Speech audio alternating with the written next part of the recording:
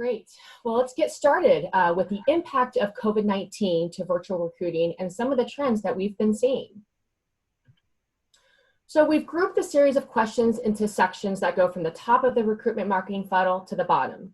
These are the topics that we're going to be touching on throughout this webinar. We're going to start off with virtual recruiting and talent acquisition, then on to virtual onboarding stage when the hires are being made, and then any of the discussion on virtual employee engagement. So let's get started with some more of our broad recruitment virtual questions. So we know there's been an enormous impact to virtual recruiting due to COVID-19. So how has COVID-19 impacted virtual hiring strategies to your organization? Tim, did you want to briefly share your experience first with us? So I would say that COVID's been the catalyst for transformation in our clients here at Pontoon. Some of them have seen their business go through the roof. It's been kind of amazing to see how COVID's positively impacted their business. So in spite of all the grief we're hearing, there is some positive. Of course, some of our other programs have softened up, shall we say, as hiring freezes and the impact of recruitment's affected them. So it's interesting because for me, I'm busier than I've ever been, but the context of the requests have changed a lot. It's gone from pre-COVID was about effectiveness, shortage of talent supply, how can I outcompete? And now it's, especially for clients whose business is softening, it's about efficiency. I'm needing to do a little bit more with maybe fewer resources or with a different type of hiring funnel. I would say specifically, things that are keeping us busy right now, and it's why this webinar is so timely, is virtual job fairs are certainly way at the top. Everybody is wanting to understand what their options are and how quickly they can execute, as is digital interviewing, from simple things like Skype and Teams to Zoom to your guys' great platforms and more. And we'll talk a little bit later, even virtual onboarding. So it's been quite interesting and keeping us quite busy. Yeah, I'd love to jump in. With all the hullabaloo around the virus, which, my heart goes out to all the people that are affected personally and professionally. It has changed the dynamic and frankly has done more to digitize the TA and HR space than any other single event probably in history. So there is a silver lining. The typical use cases for us, I mean, the technology, Joe's organization has great technology. This Zoom technology has been certainly helpful. The typical use cases, around our college recruiting have been helpful for spring. We're starting to plan for fall. Diversity conferences, same thing. I mean, NSBE was just canceled. That was absolutely heartbreaking.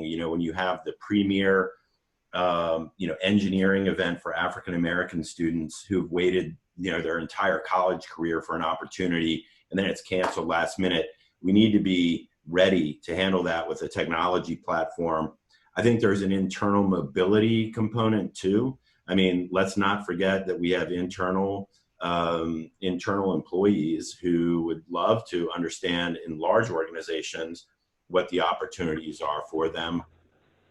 And I would just underscore, the fact that it's not just a technology solution. So, Joe, Tim, you guys are doing great work. I think foundationally, though, we really need to understand the human component, especially right now, because look, we're not just working virtually, we're not just working remotely, we're dealing with a health crisis that's impacting the entire globe. We had a situation recently where we had some soldiers, U.S. soldiers stationed abroad who were transitioning. They were in the middle of kind of working into the civilian sector. They've been put on quarantine.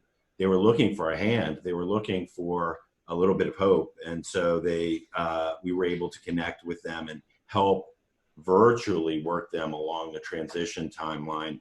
That is true whether you're in the military, whether you're an unfortunate victim of the current circumstances, or a new college graduate looking for their first opportunity. Absolutely, Peter. I think we do want to dive in a little bit deeper into how we kind of keep that authenticity and that one-to-one personal connection. And, you know, I know we're going to dive into that with some later questions.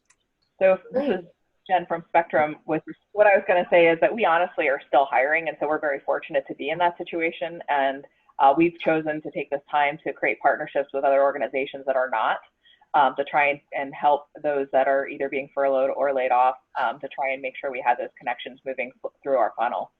And that's enough for it right now. Jane, anything else to add before we move on to some survey results? Yeah, my sentiments are the same. I think it has definitely accelerated our virtual hiring. I was thinking about this the other day. Last year we had 180 hiring events that we attended, and only 10 of them were virtual last year. And I think we've already pulled off 10 virtual events in the last 3 or 4 weeks. So it certainly has changed the way that our team is operating. Well, thanks everyone for responses. We are seeing very similar trends on our end as well. We ran a survey last week, and according to the survey results, the top 2 impacts of COVID-19 are related to in-person interviews and in-person hiring events. We're seeing about 95% of in-person interviews being canceled or postponed and are shifting to more of a virtual environment. And 83% of in-person hiring events are being canceled or postponed as well.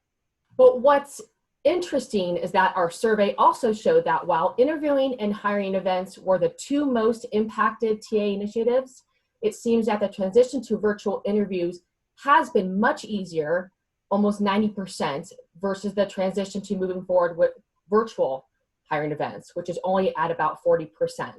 So there seems to be less adoption there.